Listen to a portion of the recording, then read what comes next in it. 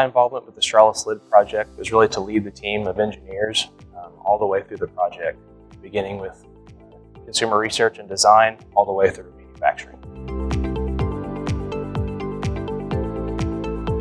When developing new products such as the Strawless lid, there's 4 areas we try to focus on primarily.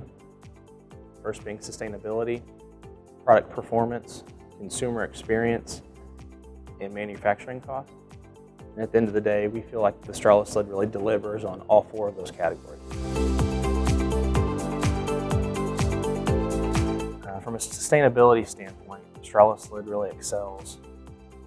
From a design standpoint, it's a low-profile design which allows us to keep the part weight very low, as well as being manufactured out of polypropylene, which is a widely recyclable material.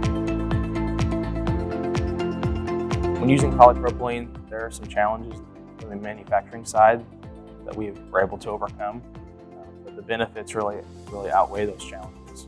The benefits of polypropylene are really the balance of high clarity material along with the robustness of the material.